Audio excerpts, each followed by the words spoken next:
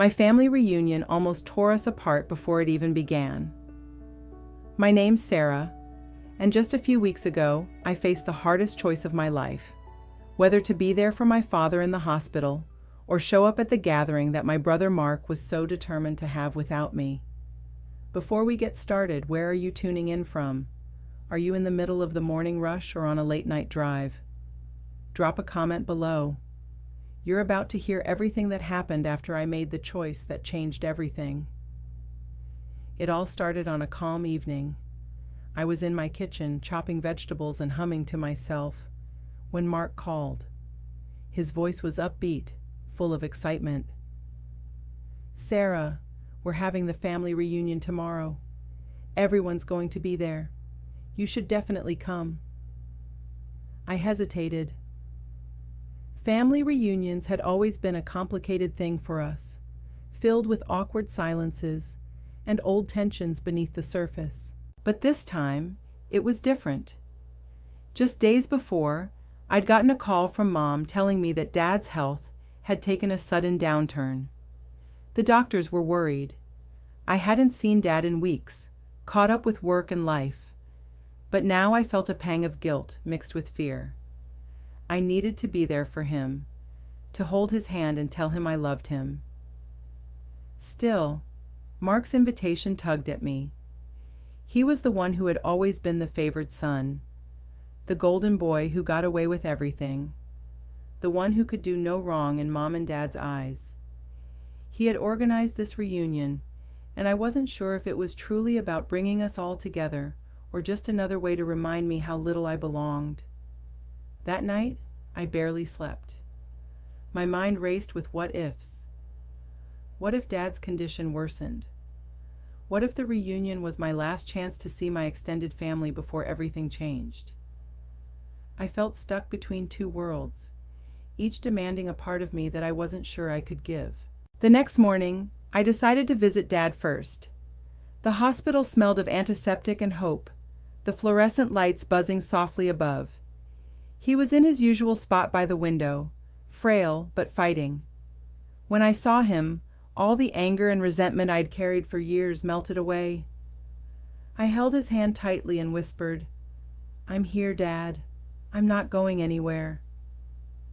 As I sat there, Mark's words echoed in my mind. The reunion.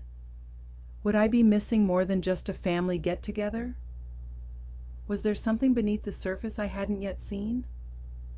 I promised myself to find out, but first to be by Dad's side, because some things are more important than family drama. Or so I thought. The tension between what I thought was important and what was actually happening came crashing down the very next day. After spending the morning with Dad, I left the hospital with a mix of relief and unease. I was glad to have been there, but a part of me still felt torn. The family reunion Mark had invited me to was in full swing, and despite my worries, I decided to stop by, hoping to bridge the growing gap between us. When I arrived at the old community center where the reunion was held, laughter and chatter filled the air. Familiar faces smiled and hugged, but beneath all the cheer, I felt the weight of unspoken words. Mark greeted me with a forced smile that didn't quite reach his eyes. "Glad you could make it, Sarah," he said, but there was something sharp in his tone that I couldn't ignore. As the day went on, I tried to participate, but my mind kept drifting back to Dad and the fragile hold he had on his health. Then Mark dropped a bombshell that stunned me into silence. Midway through the afternoon, as we all gathered around for a group photo, he casually mentioned that he was planning to sell Dad's old house, the one where we grew up. I blinked, trying to process what he said. "Sell the house?" I asked, my voice barely above a whisper. Mark shrugged, looking annoyed. "Yeah. Dad hasn't been using it much, and honestly, it's just too much upkeep. I didn't think it was a big deal." "But did you talk to Dad about this? Or to me?" I pressed, disbelief turning to hurt. The house wasn't just a building. It was filled with memories, family history, everything that connected us to our past. Mark's eyes hardened. No, Dad said he trusts me to handle it, and frankly, I don't think you've been around enough to have a say. Those words stung more than I expected. It wasn't just about the house. It was the message behind them. The same message I'd heard my entire life. That I was less involved, less important, less trusted. Mark was making decisions about our family without including me, just like Mom and Dad always seemed to side with him. The rest of the reunion passed in a blur. Conversations felt strained, smiles forced. I tried to hold back tears as I watched Mark interact with everyone else, the golden child once again at the center of attention. I realized then how far we had drifted apart, how much this rivalry between us had shaped our family. That night, alone in my apartment, I couldn't stop thinking about Dad lying in the hospital and Mark's plans for the house. I felt betrayed, not just by Mark, but by the family I had hoped to reconnect with. It was as if they were moving on without me, rewriting our story without my voice. But deep down, I knew this wasn't just about a house or a reunion. It was about something much bigger: respect, trust, and the fragile bonds that hold a family together. And if those bonds were going to survive, I had to face the truth, no matter how painful it might be. The next few days after the reunion were some of the hardest I'd ever faced. Mark's announcement about selling Dad's house wasn't just a decision about property. It felt like the final proof of how little I truly mattered in our family. The more I thought about it, the deeper the pain settled in, mixing with a growing anger I couldn't ignore. I finally decided to confront Mark directly. I called him one evening, my voice steady but firm. "Mark, we need to talk. This isn't just about the house. It's about how you exclude me from everything. Dad's decisions, family matters. It feels like you don't want me involved." There was silence on the other end for a moment before he replied, his tone cold and clipped. "Sarah, I'm just trying to do what's best. You've been distant for years. Maybe if you were around more, you'd understand." His words cut deep. Yes, I had distanced myself over time, but that was because I felt pushed away, treated like an outsider in my own family. The favoritism was something I'd lived with my whole life, watching Mom and Dad dote on Mark while I was left in the background. Our conversation quickly escalated into a heated argument. Old grievances poured out, resentments that had been buried but never healed. He accused me of abandoning the family, and I accused him of controlling everything and disregarding Dad's wishes. It was raw, painful, and exhausting. After hanging up, I sat alone, feeling drained but oddly relieved. At least now some of the unspoken was finally out in the open. But beneath the anger, I also felt a deep sadness. This wasn't just about Mark or me. It was about the fractures that had long divided our family. I spent the next few days reflecting on everything. I thought about Dad lying in the hospital, fragile and vulnerable, probably unaware of the chaos growing around him. I imagined how he must have hoped we'd come together, not tear each other apart. I realized that while I couldn't change the past or control how Mark acted, I could choose how I responded. Holding on to bitterness and resentment wouldn't heal the wounds. It would only keep the family apart. So, I decided to try something different. Instead of another confrontation, I wrote a letter to both Dad and Mark. In it, I was honest about my feelings, the hurt of being excluded, the pain of favoritism, but also my desire to heal and be part of the family again. I didn't expect an immediate response. I wasn't even sure if they would read it or understand. But I knew I needed to take this step, not for their sake, but for mine. That letter was my way of saying, "I'm here. I want to try." It was the beginning of a journey toward forgiveness and rebuilding trust, even if the road ahead was uncertain.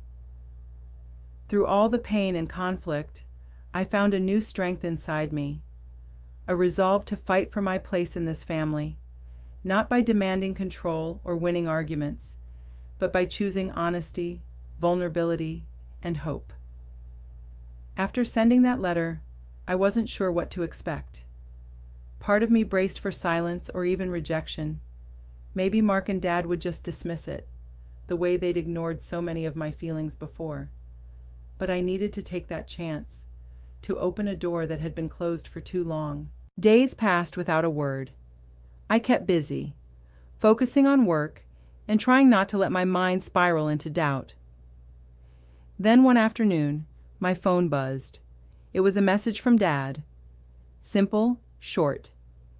"Sarah, thank you for your letter. Let's talk when I'm feeling better." That message stirred a mix of relief and anxiety. After weeks of emotional distance, hearing from Dad felt like a crack in the wall between us. I didn't know what the conversation would bring, but I knew it was a start. A few days later, Dad called. His voice was weaker than I remembered, but warm and familiar.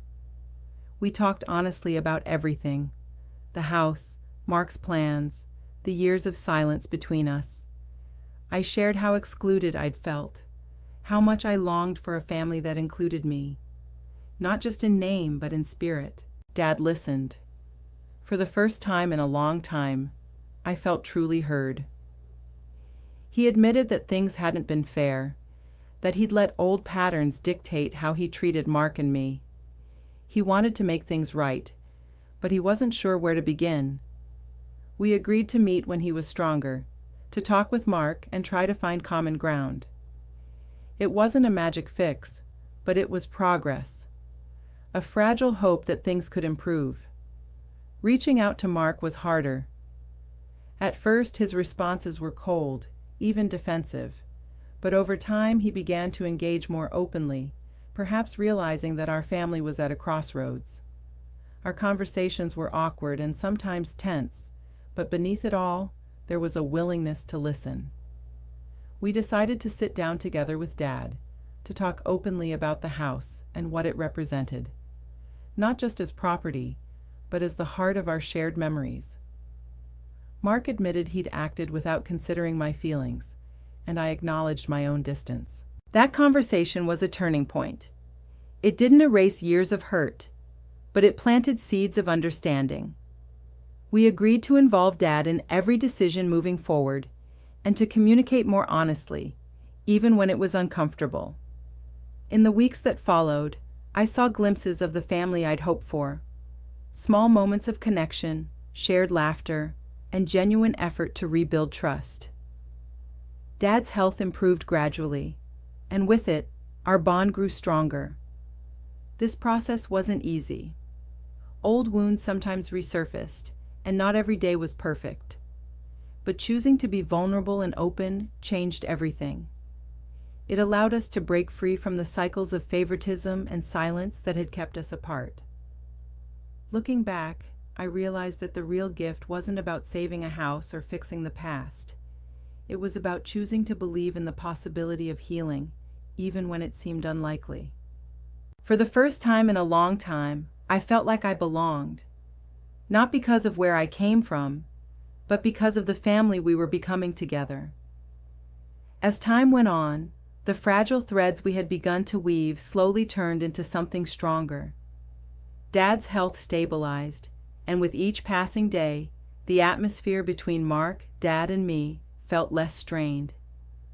It wasn't like waving a magic wand had fixed everything, but there was a new willingness to listen and be present. One afternoon, Dad invited Mark and me over to the house he loved, the one we had once taken for granted, but now symbolized much more than just walls and furniture. We sat around the old wooden table in the kitchen, sharing stories from our childhood, laughing at memories that had long been buried beneath the tension. Mark surprised me by asking how I'd like to be involved in the decision about the house. It was a small gesture, but a monumental shift from the way things had been. For the first time, I felt truly seen, not as the distant sister, but as a valued part of our family's future. Together, We made a plan that honored Dad's wishes, while respecting each of our voices. Instead of selling the house outright, we decided to keep it as a family retreat, a place where we could come together despite our differences. More importantly, that day marked the beginning of a new chapter for us all. We realized that family isn't defined by perfection or absence of conflict, but by the commitment to work through challenges and choose each other even when it's hard. In the months that followed, I made an effort to be more present, not just physically, but emotionally. I attended family dinners, called more often, and took time to check in with both Dad and Mark. Slowly, the walls I'd built around myself started to come down. Mark, too, seemed to change. He showed more patience and openness, making room for me where there hadn't been any before. We weren't perfect, and sometimes old patterns crept back in, but we faced those moments together rather than letting them drive us apart. Looking back, I see how much this journey has taught me about forgiveness and resilience. It showed me that love isn't always easy, and sometimes it requires standing firm in your truth, while also being willing to let go of grudges. I'm grateful that Dad's illness became the catalyst for our family to heal. It forced us to confront uncomfortable truths, but also gave us the chance to rebuild stronger bonds. Now, when I walk through that old house with Dad and Mark, I don't see just a building. I see a symbol of hope, growth, and the power of choosing family every day. No matter what challenges come next, I know we'll face them together. Because we've learned that family isn't about being perfect, it's about being present. And sometimes that's more than enough. What about you? Have you ever had to make a difficult family decision that changed everything? We'd love to hear your story. Drop a comment below. We read every single one. If you're into real-life family drama like this, make sure to subscribe for more.